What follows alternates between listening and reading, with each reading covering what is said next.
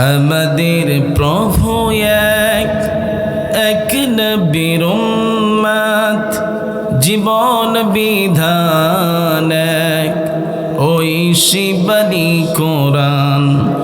তবু কেন এক নও হে মুসলমান, এক হও করিয়া আহ্বান। আমরা পড়ছি আমিন।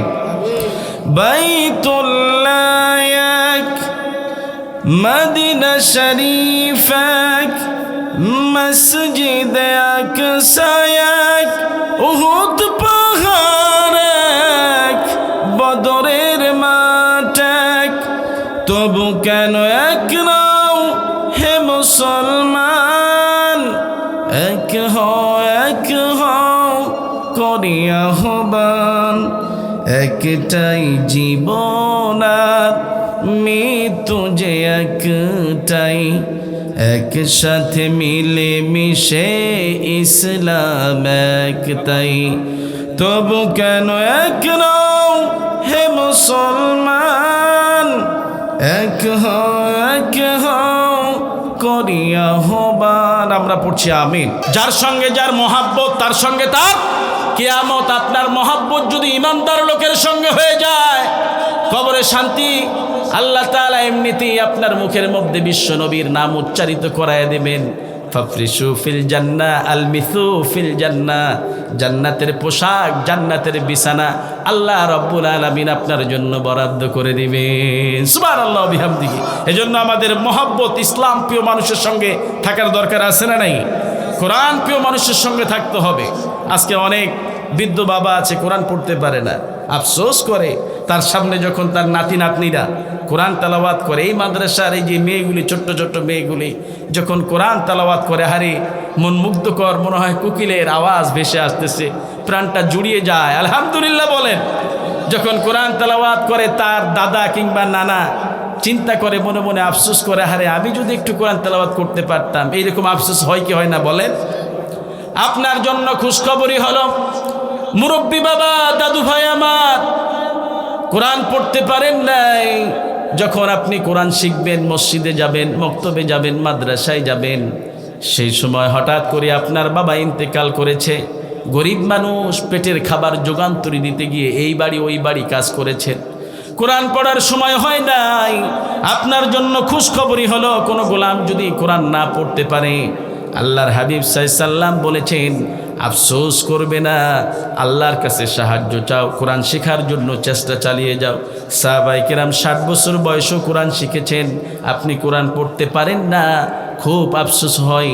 সকাল সন্ধ্যায় কোরআনের পৃষ্ঠাটা এমনি উল্টায় যাবেন, আর আয়াতের উপর দিয়ে সাদা আঙুল দিয়ে হাত চালিয়ে যাবেন, বলবেন এই যে আমার আল্লাহর কথা, এই যে আমার আল্লাহ বলেছেন, এই যে এখানে আমার আল্লাহর কথা, এভাবে বলবেন। আল্লাহর হাবিব সাল্লাম বলেছেন প্রত্যেকটি অক্ষরের বিনিময়ে 10টি করে নেকি আল্লাহ বান্দার আমলনামায় দান করায় দিবে। আরো জোরে বলে সুবহানাল্লাহ। কোন গোলাম যদি সূরা ফাতিহা 7 আয়াত বিশিষ্ট সূরা ফাতিহা একবার তেলাওয়াত করে, অর্ধেক কোরআন পড়লে যেই সওয়াব হতো, সেই সওয়াব বান্দার আমলনামায় দান করায় দিবেন। কোন গোলাম যদি সূরা ইখলাস একবার পড়ে, 10 পারা কোরআন পড়লে যেই সওয়াব হতো, সেই সওয়াব বান্দার আমলনামায় দান করায় দিবেন কে? আরো জোরে আওয়াজ দিয়ে বলেন কে? আল্লাহ রাব্বুল আলামিন বললেন, ওয়ালাকাদ আতাইনাকা সাবআম মিনাল মাসানি ওয়াল কুরআনাল আযীম। ও নবী, 7টা আয়াতে কারিমা আমি আপনাকে দান করেছি, সেই সাথে বিশাল কোরআনটাকে আমি আপনাকে দান করেছি। কেউ যদি 7টা আয়াতের ব্যাখ্যা করে, 30 পারা কোরআন হয়ে যায়। আল্লাহু আকবার। আবার পুরা কোরআনটার যদি কনসাইজ করা হয়, সূরা ফাতিহা হয়ে যায়। এজন্য বিশ্বনবী সাল্লাল্লাহু আলাইহি ওয়াসাল্লাম সূরা ফাতিহাকে নিসফুল কোরআন বলেছেন। আল্লাহু আকবার। কোরআনের অর্ধেক। কোরআনের কি অর্ধেক? আপনি সূরা ফাতিহা পড়বেন না, নামাজ কবুল হবে না। তবে সূরা ফাতিহা ছাড়া আমরা একটা নামাজ পড়ি, সেটি কোন নামাজ বলেন তো? কোন নামাজ? আমার কথা কি ক্লিয়ার বোঝা যায়? জানাজার নামাজ। দেখবেন এটা নিয়ে আমাদের মধ্যে মতানৈক্য আছে, কিন্তু আমাদের ইমাম আবু হানিফা রহমাতুল্লাহি আলাইহি বলেছেন ফাকরাউ মা তায়াসসারা মিনাল কোরআন, কোরআনের যেখান থেকে সহজ সেখান থেকে পড়েন। এর ভিতরে সূরা ফাতিহার কোনো শর্ত নাই। আর অন্যান্য ইমামগণরা দলিল দিয়েছেন লা সলাতা ইল্লা বিফাতিহাতিল কিতাব, তারা বলে সূরা ফাতিহা ছাড়া কোনো নামাজই কবুল হবে না। যাই হোক, থাকতে পারে ইখতিলাফ, আমাদের মাঝে আছে, থাকবে, কিয়ামত অবধি পর্যন্ত গড়বে। তাই বলে মুসলমান যারা পরিচয় দেয় তারা কখনো দলে দলে ভাগ হতে পারে না। কথা বলেন ঠিক কিনা মুসলমান? আজকে আমাদের সমাজে কিলাকিলি আছে না নাই? একজন আলেম আর একজনকে দেখতে পারে না, কিলাকিলি শুরু হয়ে যায়, এরকম আছে না? তাই জন্যই তো দেখা যায় আমরা কোরআনের দাওয়াত দেই, মানুষ আরো দলে দলে ভাগ হয়। আর বিশ্বনবী যখন দাওয়াত দিয়েছেন সব ধর্ম ত্যাগ করে এক ইসলামের প্ল্যাটফর্মে এসে হাজির হয়েছেন। কথা বলেন ঠিক না ব্যাঠিক? তাহলে বোঝা যায় বিশ্বনবীর দাওয়াতের সাথে আমাদের দাওয়াতের কোনো মিল হচ্ছে না। আল্লাহর হাবিবের দাওয়াত কেমন ছিল দেখো।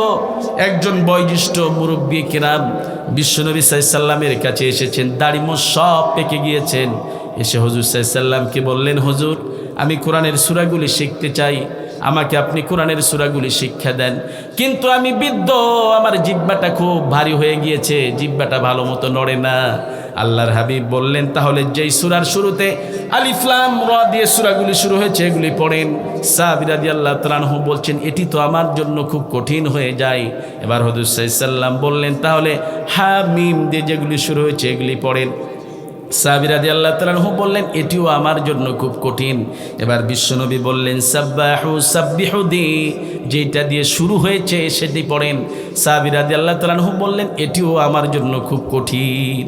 তাহলে আমাদের মতো মোল্লাদের কাছে যদি এরকম বুড়াগুলি আসতো, আমরা কি বলতাম? যাও মিয়া, স্টে এজ ইউ আর, যেমন আছো তেমন থাকো, চুপ করে বসে থাকো, বুড়ো মানুষ তো ব্যাটার করো কেন, বলতাম কি না? আহারে মদিনার প্রেসিডেন্ট, সারা পৃথিবীর শ্রেষ্ঠ মানুষ, কোনো বিরক্তি নাই। এবার হুজুর সাল্লাল্লাহু আলাইহি সাল্লাম বললেন, তাহলে আপনি আমার সাথে কোরআনের অর্ধেক যেই সূরা পড়লে কোরআন অর্ধেক পড়ার সওয়াব পাওয়া যায় এমন সূরা পড়েন। সাহাবী রাদিয়াল্লাহু তাআলা আনহু চুপ করে বসে আছেন।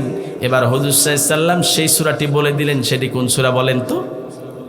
সূরা ফাতিহা। সূরা ফাতিহা বাদে আরও একটি সূরা আছে, সেই সূরার নাম কি? আপনি থামেন, আলেম মানুষ, বলেন তো ভাই সেই সূরার নাম কি? হয় নাই, বলতে থাকেন, এতগুলি মানুষ আছেন, একটা তো লাগবেই। এক স্যার ছাত্রকে ডেকে বলতেছে, বাবারে তুমি ওয়ান্ডারফুল বানান করো। ছাত্র এ থেকে জেড পর্যন্ত পড়েছে। স্যার কয়, কি খবর? কয়, স্যার ওয়ান্ডারফুল বানান করতে যে যে অক্ষর প্রয়োজন আপনি নিয়ে নেন, আমি বলে দিয়েছি। সুতরাং এতগুলি মানুষ আছেন, 114টি সূরা আছে কোরআনে, একটা বলতে লাগলে একটু লাগবেই, একটা সূরার নাম হয়ে যাবে। হুজুর সাল্লাল্লাহু আলাইহি সাল্লাম বললেন, আরও একটু সহজ করে দেই। একজন সাহাবী, যুবক সাহাবী বিয়ে করবেন, আল্লাহর হাবিব সাল্লাল্লাহু আলাইহি সাল্লামের কাছে এসেছেন, হুজুর আমি তো বিয়ে করতে চাই, আমাকে পারমিশন দেওয়া হোক। আল্লাহর হাবিব বললেন, বিয়ে করবা, মোহরনার টাকা তোমার ঠিক মতো আছে তো? কয় না, নিজেই তো খাইতে পারি না, আমি মোহরনার টাকা দেবো কোত্থেকে?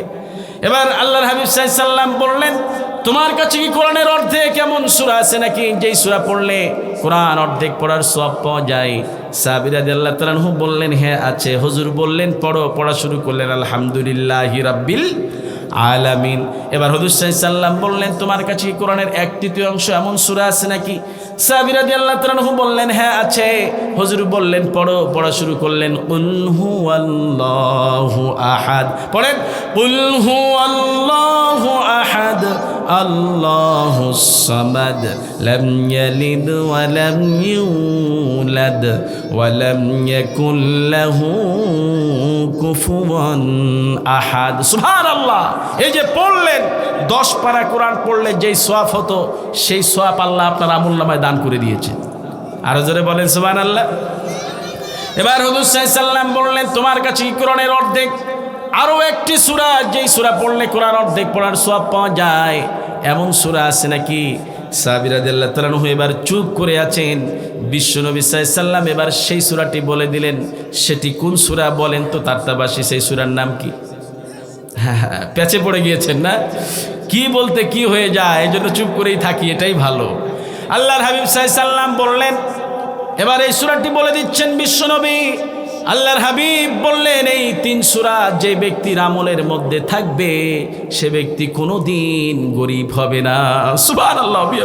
এবার বিশ্বনবী সাল্লাল্লাহু আলাইহি সাল্লাম সেই সূরাটি পড়ছেন, ইযা যুলজিলাতিল الأرض زلزالها وأخرجت الأرض أثقالها وقال الإنسان ما لها يومئذ تحدث أخبارها بأن ربك أوحى لها يومئذ يصدر الناس أشتاتا ليروا أعمالهم فمن يعمل مثقال ذرة خيرا يره ومن يعمل مثقال ذرة شرا يره سبحان الله কার কথা কার কথা এগুলি আল্লাহর মানতে রাজি আছেন দেখি কে কে মানবেন না আমার সঙ্গে দোকানে হাত তোলেন তো আমি বলছি মানবেন না কারা কারা সকলে তো হাত তুলিয়েছেন আসলে এই হাত সাক্ষী দেয় না এই হাত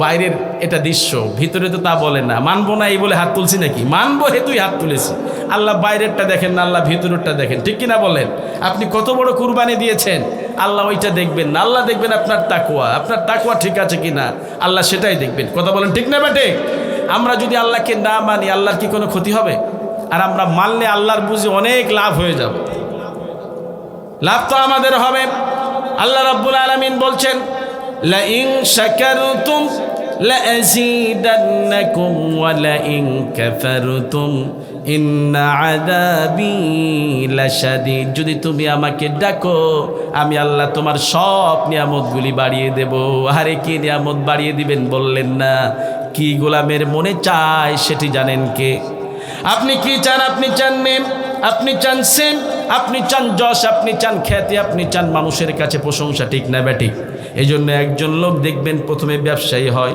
ব্যবসায়ী হওয়ার পরে যখন অনেক টাকা পয়সার মালিক হয়ে যায় হঠাৎ করে তার মনে একটা শখ জাগে টাকার মালিক তো হয়ে গেলাম লোকজন তো আমারে চেনে না এবার একটু কি করতে হবে নিজের ফেসটাকে পরিচিত করার জন্য ভোটে দাঁড়াইতে হবে শুরু করে মেম্বারি থেকে মেম্বার হওয়ার পরে মনে আসা জাগে যদি একটু চেয়ারম্যান হইতে পারতাম চেয়ারম্যানের পর আবার চিন্তা করে আমি যদি একটু এমপি হইতে পারতাম এমপির পর আবার চিন্তা করে যদি মন্ত্রী হইতে পারতাম আরে এত আশা কেন এত আশা আবার মন্ত্রী হইতে পারলে প্রধানমন্ত্রী হইতে পারলে কত ভালো হতো প্রধানমন্ত্রী হইতে পারলে সব জায়গায় যদি আমার নামগুলি থাকতো আমার স্ট্যাচু থাকতো কত ভালো হতো নিজেকে রেখে যেতে চাই চিরস্থায়ীভাবে কিন্তু এমন একটি সময় চলে আসে নিজেকে ধরে রাখার মতো সাধ্য কারো হঠাৎ করে চলে আসলো একটা মরণ গাড়ি এসে ধাক্কা মারলো একটি মাইক্রোবাসের পিছনে অকালেই ঝরে পড়লো আপনাদের এই যে নওগাঁর রাস্তায় কিছু লোকের প্রাণ অকালেই ঝরে পড়ে গেল রমজান মাস বাসায় বিবিরে বলে এসেছিল বিবিরে আমি কিন্তু দুপুরবেলায় এসে ভাত খাবো তুমি রান্না বান্না তৈরি করে রাখো কয়েকজন বন্ধু আছে আমার সাথে রোজা রাখে নাই ভাত খাওয়ার জন্য বিবিরে ফোন করে জানিয়ে দিয়েছে হঠাৎ করে যখন অ্যাক্সিডেন্ট হয়ে গেল মৃত্যুবরণ করলো স্ত্রীরে বলেছিল খানা সাজিয়ে রেখো কিছুক্ষণ পর স্ত্রী দেখে স্বামী আর হেঁটে যায় না মরা খাটলিয়াতে করে স্বামীর লাশটি বাড়ির দরজায় পৌঁছে যায় এমন স্মৃতি আমাদের সমাজে হয় কি হয় না বলেন বিশ্বনবী সাল্লাল্লাহু আলাইহি সাল্লাম বলেছেন তাহিয়ুনা কামা তামুতুন তুমি যেই অবস্থায় মারা যাবে আল্লাহ তোমারে সেই অবস্থায় তুলে নেবেন তোমার মৃত্যু যদি হয় মসজিদের দিকে রওনা হওয়ার সময় আল্লাহর কিয়ামতের দিনে তুমি তাসবিহ গুনতে গুনতে উঠে যাবে তোমার মৃত্যু যদি হয় নামাজরত অবস্থায় তোমার মতো খুশনসিব আর কারো নাই আর তোমার মৃত্যু যদি হয় এমন এক অবস্থায় যে অবস্থাটাকে আল্লাহ পছন্দ করেন না তাহলে তোমার মতো হতভাগ্য দুর্ভাগার কেউ নাই ঠিক না বা ঠিক পৃথিবী আজকে হতাশ শুধুমাত্র মুসলমানরা ছাড়া আল্লাহু আকবার বলেন পৃথিবীর কোথাও আলো নেই দুইটি জায়গা ছাড়া নীল আর্মস্ট্রং চাঁদে গেলেন বিজ্ঞানীদের বড় বিজ্ঞানী তিনি চাঁদে গেলেন সর্বপ্রথম চাঁদে অবতরণ করেছেন তিনি চাঁদে গেলেন গিয়ে বাইনোকুলার দিয়ে পৃথিবীর দিকে তাকালেন দেখলেন darkness occupied the whole planet of the world গোটা পৃথিবীটাকে অন্ধকারাচ্ছন্ন ধরে রেখেছে পৃথিবীর কোথাও আলো নেই দুইটি জায়গা ছাড়া আল্লাহু আকবার বলেন গোটা পৃথিবী কুটকুটে অন্ধকার দুইটি জায়গা থেকে শুধু বিচ্ছুরিত হয়ে আলো উপরের দিকে ছুটছে ম্যাপ বের করে দেখে যেই দুইটি জায়গা থেকে আলো উপরের দিকে ছুটছে একটির নাম মক্কা আর একটির নাম মদিনা আল্লাহু আকবার ভারতের একজন চন্দ্র বিজ্ঞানী তিনি রিসেন্টলি কালেমা পড়ে মুসলমান হয়েছেন। তেনাকে প্রশ্ন করা হলো, আপনি মুসলমান হলেন কেন? তিনি বলেন, আমি অন্ধকার রাত্রিতে অনেক উপরে উঠেছিলাম, অনেক উঁচুতে উঠলাম, গিয়ে পৃথিবীর দিকে তাকালাম, দেখলাম নীল আর্মস্ট্রং যা দেখেছেন আমিও তাই দেখেছি। সুবহানাল্লাহ বিহামদিহি। চাঁদের বুকে নামলেন, দেখলেন চারটা ফাটা, ওয়াং শাক্কাল কামার। কোরআনের বর্ণনায় যে চারটা দুই ফাটা কালো রেখা দেওয়া আছে চাঁদের উপরে। তিনি বিশ্বনবীর বায়োগ্রাফি পড়লেন। মক্কার কাফেররা যখন ইসলামকে অবিশ্বাস করছিল, তারা তখন বলল, গো মুহাম্মদ সাল্লাল্লাহু আলাইহি ওয়াসাল্লাম, আপনি যদি শাহাদাত আঙ্গুল দিয়ে ইশারা দিয়ে আকাশের চাঁদকে দুই খণ্ড করে দিতে পারেন, আমরা আপনার উপরে ঈমান আনব, আপনার সাথে সাথে কালেমা পড়ে আমরাও মুসলমান হয়ে যাব। বিশ্বনবী সাল্লাল্লাহু আলাইহি ওয়াসাল্লাম ওং শাক্কাল কমার বলে আকাশের চাঁদকে ইশারা করলেন, আকাশের চাঁদ দুই খণ্ড হয়ে গেল। বিশ্বনবীর সেই ইশারা কিয়ামত অবধি পর্যন্ত চাঁদের গায়ে লেগে থাকবেন। সুবহানাল্লাহ বিহামদিহি। আজকে সেই নবীর বিষয়ে আমরা কথা বলবো। কিছুক্ষণ যদি সময় আপনাদের কাছে চেয়ে নেই, আপনারা সময় দিতে রাজি আছেন তো ইনশাআল্লাহ? কারা কারা রাজি আছেন দুখানা হাত উঁচু করে আমার আল্লাহকে দেখায় দেন। বলো লিল্লাহে তাকবীর। আল কোরআনের আলো, আল হাদিসের আলো, লিল্লাহে তাকবীর। আল্লাহ কবুল করে নেন, পড়ছি আমিন। আচ্ছা মুসলমান বলেন তো, সব প্রশংসার একমাত্র মালিককে? এখানে আসার যিনি আমাদের শক্তি দিয়েছেন তিনি কে? সব কাজ করব কার খুশির জন্য? মানুষের রাস্তা বন্ধ করব কার খুশির জন্য? আল্লাহ। আল্লাহ কখনো রাস্তা বন্ধ করতে বলবেন? রাস্তা খুলে দেওয়া সুন্নাত, বন্ধ করা কুফরি। চাই ইহুদির পথ হোক, খ্রিস্টানের হোক, হিন্দুর হোক, যার পথই বন্ধ থাক না কেন, মানুষের চলার পথকে আপনি সুগম করে দিবেন। রাস্তাঘাটে ইট পাটকেল পড়ে আছে, কলার চোচা পড়ে আছে, যান চলাচলের ক্ষতি হবে, এগুলি দেখলে রাস্তা থেকে সরায় দেন, আল্লাহ তাআলা আপনাকে জান্নাতে যাওয়ার পথকে সহজ করে দিবেন। সুবহানাল্লাহ বিহামদিহি। একজন সাহাবী রাস্তায় একটা গাছ পড়েছিল, গাছটাকে সরিয়ে রাস্তাটা ক্লিয়ার করে দিয়েছেন। আল্লাহর হাবিবের মাধ্যমে আল্লাহ ওই সাহাবীকে বেহেশতের সুসংবাদ দিয়েছে। আর একজন মুনাফিক কালেমা পড়া লোক ইহুদির ক্ষেতের পানির লাইন বন্ধ করে দিয়েছে। আল্লাহর হাবিব সাল্লাল্লাহু আলাইহি ওয়াসাল্লাম তাকে বলেছেন, পানি ছেড়ে দাও। বিশ্বনবীর বিচার সে মানে নাই। ওমরে ফারুক এক কোপে তার গর্দানটা দুই খণ্ডিত করে দিয়েছেন। সেজন্য কোনো গোলামের কষ্ট আল্লাহ সহ্য করতে পারেন না। যে মানুষের উপর রহম করেন তার উপর রহম করবেন কে? কোনো ভাঙচুর, কোনো অরাজকতা যারা সৃষ্টি করে তাদের সাথে আমাদের কোনো সম্পর্ক নাই। আমরা আল্লাহ এবং রাসূলের, ইসলামের, কোরআনের পক্ষে থাকবো। রাজি আছি তো ইনশাআল্লাহ? বিশ্বনবী সাল্লাল্লাহু আলাইহি ওয়াসাল্লামের একটি হাদিস, কয়েকটি হাদিস আজকে আমরা শুনে যাব, যাতে আমরা আমাদের জীবনে আমল করতে পারি। আল্লাহ আমাদের জন্য কবুল করে নেন, পড়ছি আমিন। আল্লাহর হাবিব সাল্লাল্লাহু আলাইহি ওয়াসাল্লাম বলছেন, আইয়ুল ইসলামে খায়র, ইসলামের সবচেয়ে ভালো কাজ কি? সাহাবায়ে কেরাম পাল্লেও বলতেন, ইয়া রাসূলুল্লাহ সাল্লাল্লাহু আলাইহি ওয়াসাল্লাম, আল্লাহু ওয়া রাসূলুহু আ'লাম, আমরা কিছুই জানি না, সব জ্ঞান আল্লাহ আল্লাহর নবীকে শিক্ষা দিয়েছেন। সুবহানাল্লাহ বিহামদিহি। কি বিনয়ী সাহাবীদের আচার ব্যবহার। বিশ্বনবী সাল্লাল্লাহু আলাইহি ওয়াসাল্লাম বললেন, আতিয়ামুত তুআব ইকরাউস সালাম, ইসলামের সবচাইতে ভালো কাজ হলো দুইটি। এক নম্বর হলো কারো সঙ্গে দেখা হলে সালাম দিবা, দ্বিতীয় নম্বর হলো তারে খাওয়াবা। আজকে আমরা খাইতে খুব ভালোবাসি কিন্তু খাওয়াইতে ভালোবাসি না।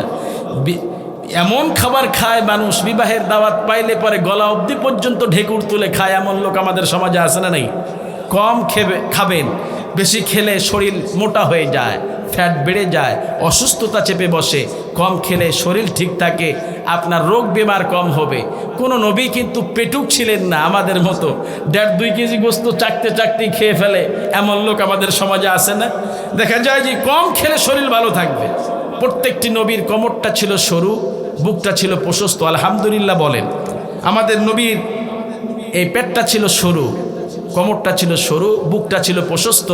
আল্লাহর হাবিবের এই হাতের এই মাচালগুলি ছিল গোস্ত। বিশ্বনবী সাল্লাল্লাহু আলাইহি ওয়াসাল্লাম যদি কাউকে ধরতেন, পৃথিবীতে ছোটার মতো ক্ষমতা আর কারো ছিল না। সুবহানাল্লাহ বিহামদিহি।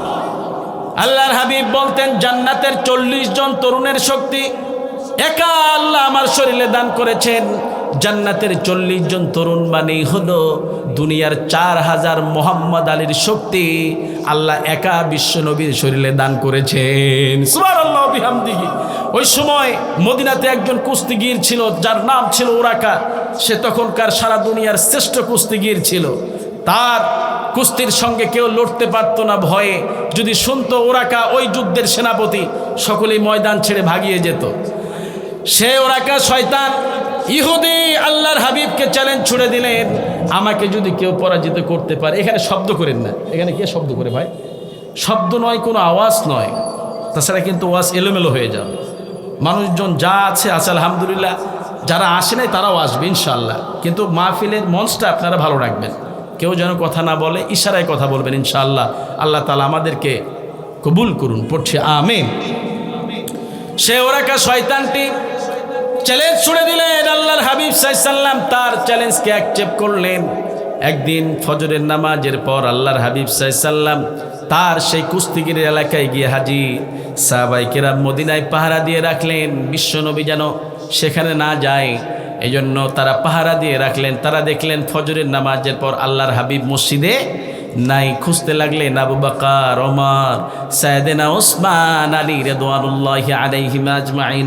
খুঁজতে খুঁজতে গিয়ে দেখে ওই কুস্তিগিরের এলাকার ভিতরে সবাই চিন্তায় পড়ে গেল, কি না কি হয়। সবাই চিন্তায় পড়ে গেল, আজ যেন কি হয়ে যায়। ওই কুস্তিগিরও দেখে বলল, মুহাম্মদ ফারিহতু বিজে এতিক, তোমার আগমনে আমি অনেক খুশি হয়েছি। তুমি এসেছো, আমার মনটা খুশি হয়ে গিয়েছে। আমি মানুষের মুখে শুনেছি তুমি নাকি মানুষের বাপদাদার দিনকে, ধর্মকে পরিবর্তন করছো। বিশ্বনবী বললেন, আমি আল্লাহর দাওয়াত দিচ্ছি। ওই ওরাকা শয়তানটিও বলল, আমিও চ্যালেঞ্জ ছুড়েছি, যদি আমাকে কেউ পরাজিত করতে পারে আমি তার দিন গ্রহণ করব। আল্লাহর হাবিব বললেন, এই ব্যাপার নাকি? কহা এই ব্যাপার, ঠিক আছে, তুই আমার হাত ধর। ওই ওরাকা শয়তান বলল, না, আপনি আমার হাত ধরেন। নবীজি বললেন, নবীদের হাত সবার উপরে থাকে, সুবহানাল্লাহ বলেন। ওরাকা যখন বিশ্বনবীর হাত ধরেছে, আল্লাহর হাবিব বললেন, শক্ত করে ধরো। কিন্তু কয়, ধরছি, ঠিক তো? হ্যাঁ ঠিক। যখনই বলছে ঠিক, দিয়েছেন এক আচার খায়া কয়, হুজুর আমি তো ভালো করে ধরি নাই, আমার আর একবার সুযোগ দেন। আচ্ছা ঠিক আছে, আরও একবার হাত ধর। দ্বিতীয়বার যখন ধরেছে আবার দিয়েছেন দ্বিতীয় আচার। এবার ওরা কয়, কাফের ডেকে বলছে, হুজুর দান 3 দান, আমার আর একবার সুযোগ দেন। এবার তৃতীয়বার সুযোগ দেওয়া হলো। এমন জোরে ওরা কাকে আচার মেরেছে আল্লাহর হাবিব, ও আর উঠে দাঁড়াইতে পারে না। ডাক দিয়ে বলল, এই জীবনে আমার এই পিঠ আজ পর্যন্ত কেউ মাটিতে লাগাইতে পারে না, একমাত্র আপনি ছাড়া, সুবহানাল্লাহ বলে।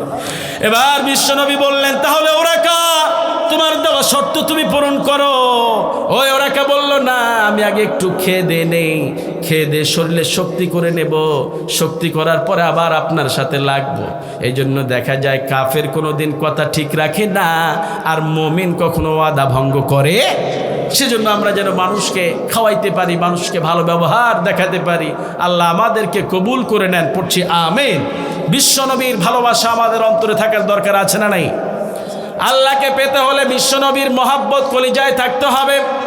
আল্লাহ রাব্বুল আলামিন বললেন, ও দুনিয়ার মানুষেরা, আমি জানি তোমরা আমাকে ভালোবাসতে চাও, কিন্তু না, আল্লাহ বললেন, কুল ইন কুনতুম তুহিব্বুনাল্লাহ ফাত্তাবিউনি ইউহিব্বুকুমুল্লাহ ওয়া ইয়াগফির লাকুম যুনুবাকুম ওয়াল্লাহু গফুরুর রহিম। আল্লাহকে যে পাইতে চায়, হযরতকে ভালোবেসে, আল্লাহকে যে পাইতে চায়, আরশ কুরসি লৌহ কালাম না চাহিতে পেয়েছে সে। আলহামদুলিল্লাহ বলেন।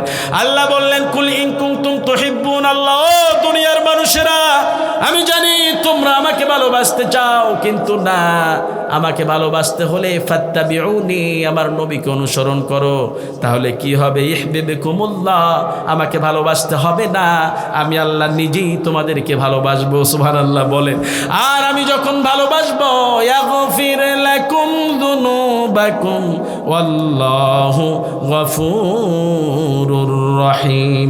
আর আমি যখন ভালোবাসবো তোমাদের জীবনের সব গুনাহ খাতাগুলি আমি আল্লাহ মাফ করে দেব। সুবহানাল্লাহ।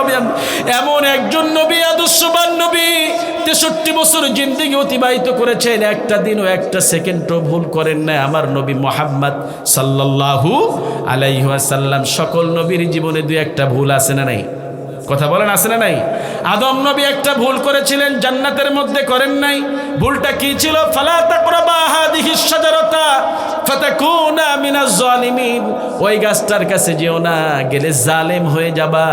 ফাকাসাবা আলাইহিমাশ শয়তান, শয়তান তাদের দুজনকে নসিহত করলো আর বলল, ইন্নী লাকুমা নাসিহুন আমিন, আমি হচ্ছি তোমাদের জন্য সর্বোত্তম নসিহতকারী। কেন আল্লাহ ওই গাছটার কাছে যেতে নিষেধ করেছে জানেন নাকি? কয় না, জানি না। লাতাকুনান্না মিনাল খালিদিন, যদি গাছটার কাছে যান জান্নাতে চিরস্থায়ী হয়ে যাবেন, এজন্য আল্লাহ গাছটার কাছে নিষেধ করেছে যেতে। উল্টা বুঝাইছে শয়তান, সবসময় কি বুঝায়? উল্টা বুঝায়, নিজের হয়ে উল্টা বুঝায়। আদম নবী সরল ছিলেন, সরলভাবে মানুষকে ভালোবাসতেন। প্রত্যেকটি নবী সরল ছিলেন। আমার নবী এত সরল ছিলেন, আমার নবী মুহাম্মদ সাল্লাল্লাহু আলাইহি ওয়াসাল্লাম নবীজির ঘরের দরজার পাশে, দরজা খুলতেই একজন ইহুদি বৃদ্ধা মহিলা কাটা দিত। আল্লাহর হাবিব সাল্লাল্লাহু আলাইহি ওয়াসাল্লাম একদিন ঘর খুলে দেখলেন কাটা বিছানো নাই। চিন্তায় পড়ে গেলেন, এই মহিলাটি গেল কোথায়? দ্বিতীয় দিন দেখলেন আবার কাটা বিছানো নাই। আল্লাহর হাবিব তাকে সন্ধান করতে আরম্ভ করলেন। অনিষ্টকারী কোনো মানুষকে কেউ তালাশ করে, এই নজির আমার নবী ছাড়া আর পৃথিবীতে একটাও নাই। আল্লাহু আকবার। এমন একজন নবী খুঁজতে খুঁজতে গিয়ে দেখে ওই বৃদ্ধা মহিলা অসুস্থ। আল্লাহর হাবিব তার আত্মীয় স্বজনকে গিয়ে বললেন, আমি একটু তার সঙ্গে সাক্ষাৎ করতে চাই। তার আত্মীয় স্বজনেরা ভাবলো মোহাম্মদ বুঝি প্রতিশোধ নেওয়ার জন্য এসেছে, তারা বিশ্ব নবীকে সেখানে ঢুকতে দিলেন না। আল্লাহর হাবিব চলে আসলেন। পরের দিন ঠিক দুপুরবেলায়, আরবের লোকেরা একটু কম বের হয়, মরুভূমির রোদের কারণে বাড়ির বাইরে দুপুরবেলায় বের হয় না। আল্লাহর হাবিব সেই সময় গিয়ে ওই বৃদ্ধা মহিলার বাড়িতে গিয়ে হাজির। গিয়ে দেখে ওই মহিলা অসুস্থ, ঘুমাচ্ছেন। আল্লাহর হাবিব কিছু বললেন না, ঝাড়ুটা নিয়ে ঘরটা ঝাড়ু দিলেন। ফিরে আসার সময় তার বালিশের পাশে কিছু ফল রেখে চলে আসলেন। আবার দ্বিতীয় দিন গেলেন, আবার দ্বিতীয় দিন গিয়ে দেখে মহিলা অসুস্থ, ঘুমাচ্ছেন। কিছু বললেন না, ডাকলেন না, ঘরটা ঝাড়ু দিলেন, আবার কিছু ফল রেখে চলে আসলেন। আবার তৃতীয় দিন গেলেন, এবার ওই বৃদ্ধা মহিলা চোখ খুলে দেখে মোহাম্মদ তার ঘরে হাঁটছে। সুবহানাল্লাহ বলেন। ওই মহিলা চিন্তা করলো, নিশ্চয়ই মোহাম্মদ বুঝি আবার প্রতিশোধ নেওয়ার জন্য এসেছে। মহিলা ডাক দিয়ে বলল, মোহাম্মদ লিমা দাখলতা বাইতি, কেন আমার ঘরে ঢুকেছ? আল্লাহর হাবিব বললেন, মাগো কোনো প্রতিশোধ নেওয়ার জন্য আমি আসি নাই। আমি গত 2 দিন যাবত যে আপনার ঘরটা পরিষ্কার করেছে, আপনার বালিশের পাশে কিছু ফল রেখে গিয়েছে, তিনি হলাম আমি আব্দুল্লাহর ছেলে মুহাম্মদ সাল্লাল্লাহু আলাইহি ওয়াসাল্লাম। মহিলা ভাবলো এটা কোনো সাধারণ মানুষের আচরণ হতে পারে না, নিশ্চয়ই তিনি আল্লাহর নবী। নিজের ভুল বুঝতে পারলেন। ভুল বুঝে এইবার মহিলা কাল বিলম্ব করলেন না, দেরি করলেন না, পড়লেন লা ইলাহা ইল্লাল্লাহু মুহাম্মাদুর রাসূলুল্লাহ সাল্লাল্লাহু আলাইহি ওয়াসাল্লাম। এমন এক আদর্শবান নবী, জন্মের পর থেকে আমার নবী আদর্শ হলেন, ইনসাফ প্রতিষ্ঠা করলেন। আজকের সমাজে দেখা যায় মেয়েরা যে অধিকার পেয়েছে, মেয়েদের অধিকার ছিল না। মেয়েদেরকে একটু বৈষম্যপূর্ণ আচরণ করা হয়, মেয়েদের প্রতি একটু অবহেলিত দেখানো হয়। এটার গোড়া ভেঙে দিয়েছেন বিশ্বনবী হালিমার কোলে গিয়ে। সুবহানাল্লাহ বলেন। এমন আদর্শবান নবী ইনসাফ প্রতিষ্ঠা করলেন, ভাইয়ের হক প্রতিষ্ঠা করেছেন, বোনের হক প্রতিষ্ঠা করেছেন। জাহেলিয়াতের যুগে নারীদের সম্মান দেওয়া হতো না। প্রতাপশালী লোকেরা জয়টা ইচ্ছা তয়টা বিয়ে করত, যেমনি ইচ্ছা তেমনি তাদের সঙ্গে যৌনচারে লিপ্ত হয়ে যেত, যেমনি ইচ্ছা তেমনি তালাক দিত, জয়টা ইচ্ছা বিয়ে করতে পারত। কিন্তু এই সব গোমরগুলি ভেঙে দিয়ে বিশ্বনবী মেয়েদের সম্মান বাড়িয়ে দিয়েছেন। সুবহানাল্লাহ বলেন। নবীজির দুধমা হালিমা সাদিয়া বর্ণনা করেন, আমি একটা ধনির দুলাল কিনবো, দাস কিনবো, এই জন্য মক্কার জমিনে যাবেন তিনি, যাতে করে ওই দাসটা বড় হলে তার দ্বারা কিছু পয়সা ইনকাম করা যায়। নবীজির দুধমা হালিমা সাদিয়া মক্কার জমিনে রওনা ধরেছেন, দাস বাজারে দাস কিনবেন। হালিমা সাদিয়া বর্ণনা করেন, আমি যতক্ষণে রওনা হলাম ততক্ষণে আমার এলাকার লোকেরা গিয়ে সব ধনীর বাচ্চাদেরকে কিনে নিয়েছে। আমার ঘোড়াটা ছিল, পাহনটা, গাধাটা ছিল খুব দুর্বল। আমি গিয়ে ঢুকলাম 6 ঘন্টা পর। কয় ঘন্টা? আওয়াজ দিয়ে বলেন, কয় ঘন্টা? 6 ঘন্টা পরে ঢুকলাম। আমি গিয়ে দেখি সব ধনীর দুলালগুলি শেষ, কিন্তু কে যেন আড়াল থেকে আমাকে ডেকে বলছে, হালিমা মন খারাপ করো না, ওই যাবে না আর জীর্ণ কুটিরে আব্দুল্লাহর এতিম সন্তান পড়ে আছে, একটু দেখে যাও। মা হালিমা বলছেন, আমি যখন বিশ্বনবীর মায়ের পর্দাটা সরিয়ে একটু কি দিয়ে দেখি, চাঁদের চেয়ে সুন্দর আমার নবী আমার দিকে তাকিয়ে আছে। আল্লাহু আকবার। মা হালিমা এক দৌড় দিয়ে ঘরের বাইরে আসলেন। আসার পরে প্রাণের স্বামীকে ডেকে বলছেন, প্রাণের স্বামী, ও প্রাণের স্বামী, আমার জীবনে অসংখ্য শিশু আমার দৃষ্টিগোচর হয়েছে, কিন্তু এত সুন্দর শিশু আমি আমার জীবনে দেখি নাই। ও স্বামী, তুমি একটু দেখো। হালিমার স্বামী দেখে এসে বলছে, হালিমা রে, আমার মনে হয় সারা দুনিয়ার সব বরকত আল্লাহ শিশুর মধ্যে ভরে দিয়েছে। ও হালিমা, তাড়াতাড়ি গিয়ে কোলে তুলে নাও। হালিমা, কোলে তুলে নাও। তুমি যদি একটু দেরি করে ফেলো, আমার মনে হয় মক্কার নারীরা টের পায় নাই, তারা যদি জানতে পারতো তোমার কোলে এই বাচ্চা জুটতো না। ও হালিমা, তাড়াতাড়ি গিয়ে কোলে তুলে নাও। হালিমা, কোলে তুলে নাও। নবীজির দুধমা হালিমা সাদিয়া বর্ণনা করেন, আমি অসুস্থ ছিলাম। অসুস্থতার কারণে আমার মেয়ে 6 মা ঠিক মতো আমার দুধ খেতে পারতো না। ক্ষুধার যাতনায় সারা রাত আমাকে কেঁদে কেঁদে কষ্ট দিত। কিন্তু আমি যখন শিশু মোহাম্মদকে আমার কোলে তুলে নিলাম, আমার মনে হয়েছে আমার সারা জীবনের রোগ শোক সব আল্লাহ তাআলা ভালো করে দিয়েছে। আরো জোরে বলে সুবহানাল্লাহ। নবীজির দুধমা হালিমা সাদিয়া বর্ণনা করেন, আমি যখন শিশু মোহাম্মদকে নিয়ে আমার সেই দুর্বল গাধার পিঠে উঠলাম, আমার গাধাটি এত জোরে দৌড়ানো শুরু করলো, 6 ঘন্টা আগে যারা আমাকে মক্কা ছেড়েছে তাদের জানোয়ারগুলিকে আমি পিছে ফেলে দিতে লাগলাম। সবাই ডেকে বলল, হালিমা, এটা কি গত রাতের সেই জানোয়ারটা নাকি, গাধাটি নাকি? কয় হ্যাঁ। কারো বুঝতে কোনো সমস্যা হলো না। সারা দুনিয়ার সব বরকত হালিমার গাধার পিঠের উপরে ভর হয়েছে। আল্লাহু আকবার। নবীজির দুধমা হালিমা সাদিয়া বর্ণনা করে, আমি যখন শিশু মোহাম্মদকে নিয়ে আমার সেই বাড়িতে গেলাম, আমি বাড়ি গিয়ে দেখি আমার জানোয়ারের বানগুলি সব দুধে দুধে ভরপুর হয়ে গিয়েছে। আল্লাহু আকবার। হালিমার বুঝতে আর সমস্যা হলো না। সারা দুনিয়ার সব বরকত হালিমার ঘরের মধ্যে আল্লাহ তাআলা পাঠিয়ে দিয়েছে। সুবহানাল্লাহ বিহামদি। নবীজি দুধমা হালিমা সাদিয়া বর্ণনা করে, আমি যখন আমার উট দুম্বা ছাগলগুলি চড়ানোর জন্য পাঠাইতাম, যেখানে পাঠাইতাম আমার এই উন্নতি দেখে আমার এলাকার লোকেরা সেই জায়গায় তাদের উট দুম্বা ছাগলগুলি চড়াইতে। তো আসল বরকতের খবর তো কেউ জানে না। বড় সুন্দর করে কবি বলছে না, মেনা দুলাল নাচে হালিমার কোলে, যেন রহম দোলে সারা পৃথিবীর করম দোলে। আমিনা দুলাল নাচে হালিমার কোলে। আলহামদুলিল্লাহ বলেন। মা হালিমা বলছেন, আমি জোর করে আমার শিশু মোহাম্মদকে আমার 2টি স্তন থেকেই দুধ খাওয়াইতে চাইলাম, একটা দিনও পারি নাই। একটা থেকেই খেয়েছেন, আর একটা নিজের দুধ বোনের জন্য ছেড়ে দিয়েছে। বিশ্বনবী বুঝিয়েছে, মা, এটি আমার হক, এটি আমার বোনের হক। আমি আমার বোনের হককে, ভাইয়ের হককে প্রতিষ্ঠিত করার জন্য আল্লাহ আমাকে দুনিয়াতে পাঠিয়েছেন। তাদের হক বিনষ্টের জন্য আল্লাহ আমাকে পাঠান নাই। বিশ্বনবী ইনসাফ প্রতিষ্ঠা করলেন। আজকে সেই নবীর উম্মত হয়ে, ভাই হয়ে দেখা যায় ভাইয়ের সম্পত্তি থেকে ভাইকে বঞ্চিত করে এমন বেয়াদব ভাই আমার সমাজে আছে না নাই? আরো আসতে বলবেন না, আছে না নাই? প্রায় ঘরে ঘরেই আছে। বোনকে তার সম্পত্তি থেকে বঞ্চিত করে এমন বেয়াদব ভাই রহরহ আছে। আপনি দেখবেন, খবরদার, যার যার সম্পত্তি নিয়েছেন সব তাকে বুঝিয়ে দেন। যদি বোন আপনাকে ক্ষমা না করে, আল্লাহ আপনাকে ক্ষমা করবে না। আল্লাহর হক, বান্দার হক, এইটা আলাদা, ফারেক আছে। সুতরাং বান্দার কাছে, আপনি আপনার ভাইয়ের কাছে সম্পত্তি বেশি নিয়ে নিয়েছেন, হাজী শরীয়তুল্লাহ আসছেন, হজ করে আসছেন, আপনার হজ আল্লাহর দরবারে কবুল হবে না। সুতরাং যার যার সম্পত্তি আমরা অন্যায়ভাবে নিয়েছি, সে সম্পত্তিগুলি আমরা যেন বুঝিয়ে দিয়ে মরতে পারি। আল্লাহ আমাদেরকে কবুল করে নেন, পড়ছি আমিন। মুসলমান ভাইয়েরা আমার, বলতেছিলাম বিশ্বনবীর জীবন নিয়ে কথা। নবীজির দুধমা হালিমা সাদিয়া বর্ণনা করেন, আমি ক্ষুধার যাতনায় শিশু মোহাম্মদকে কোনোদিন কান্না করতে দেখি নাই। যখনই কেঁদেছেন সতর থেকে কাপড় সরে গেলে আল্লাহর হাবিব কান্না শুরু করে দিত, আবার সতর ঢেকে দেওয়ার সাথে সাথে বিশ্বনবীর কান্না বন্ধ হয়ে যেত। আল্লাহু আকবার। আজকে দেখা যায় সেই নবীর উম্মতেরা ন্যাংটা চলে। আমাদের সমাজে এমন যুবক পোলাপান আছে না নাই? দেখবেন হাঁটুর উপরে হাফ প্যান্ট পরে এমন যুবক আছে না? আরে এরা খ্রিস্টানদের কৃষ্টি কালচারকে নিজের জীবন লালন করতে চায়।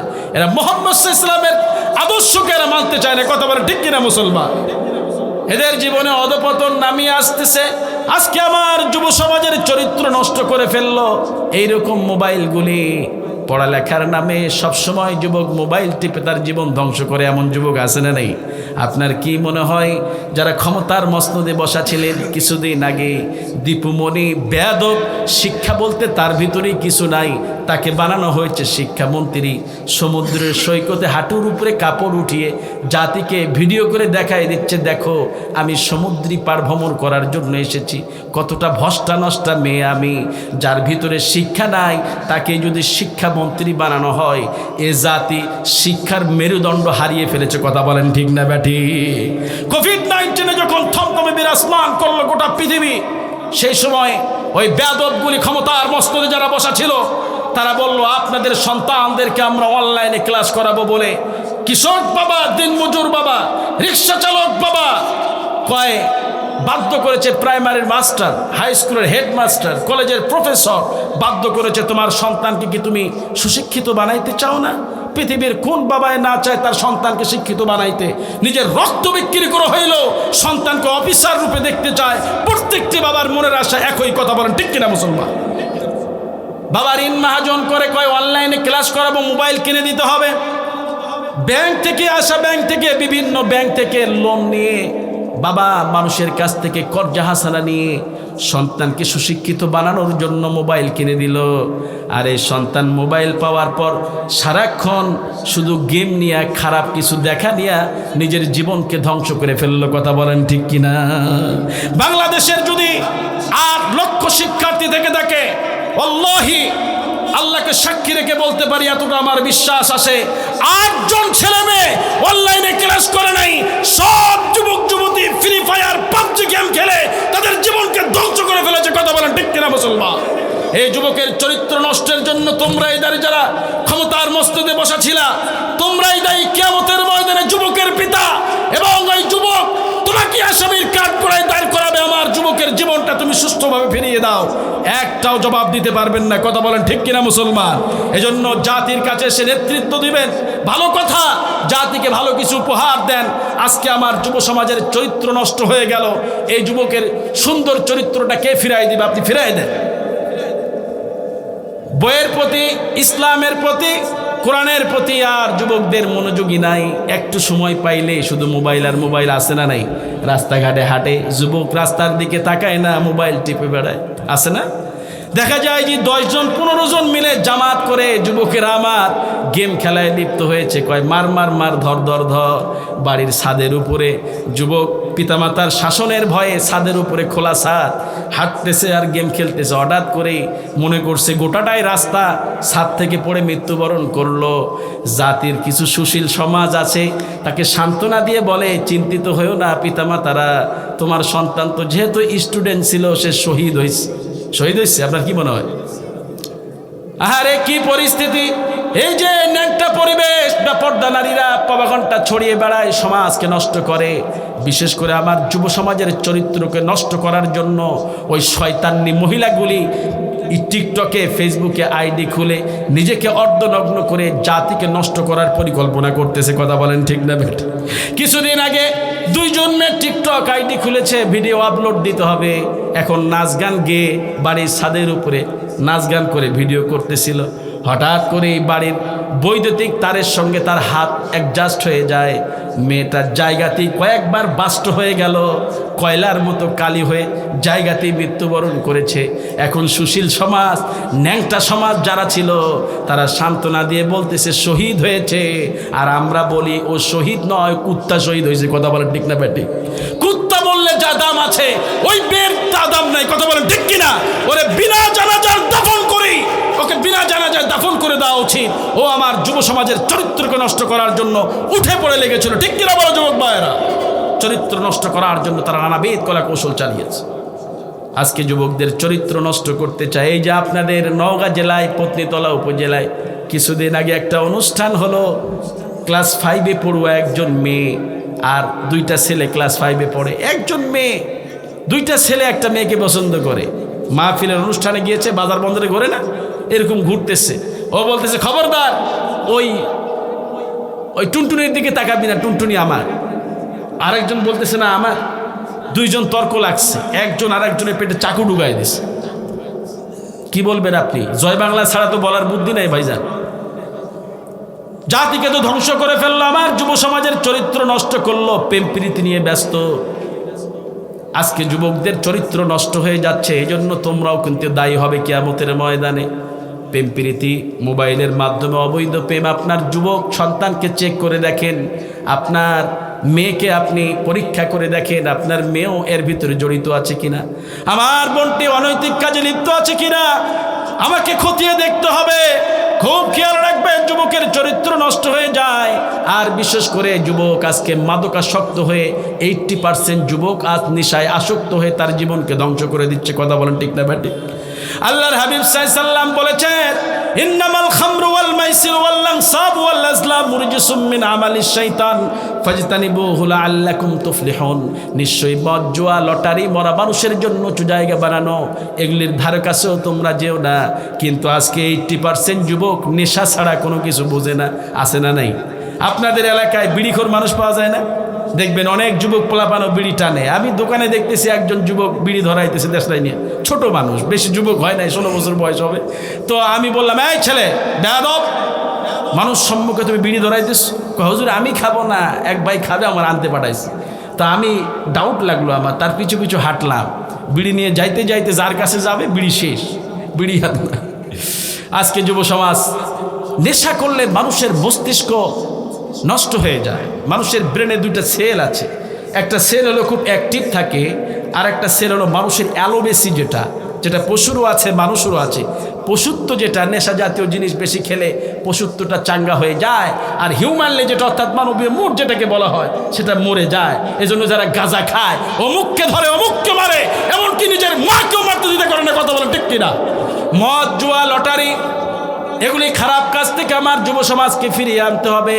আজকে অনেক বোন সংসার করছে, স্বামী একবারই তো বিয়ে হয়, বোনটি আমার দেখলো সন্তানও হয়ে গিয়েছে তাদের পরিবারে, কিন্তু স্বামী আমার নেশাখোর। গভীর রাত্রিতে নেশা করে এসে বোনের উপর অত্যাচার চালায়, এমন বেয়াদব নেশাখোর আছে না নাই? আপনার মেয়েকে আপনি ভালো ছেলে দেখে বিয়ে দিয়েছে, আপনার মেয়ের গহনা, মেয়ের কানের দুল, নাকের ফুল নিয়ে বিক্রি করে নেশা করে, এমন বেয়াদব জামাই আমাদের সমাজে আছে না নাই?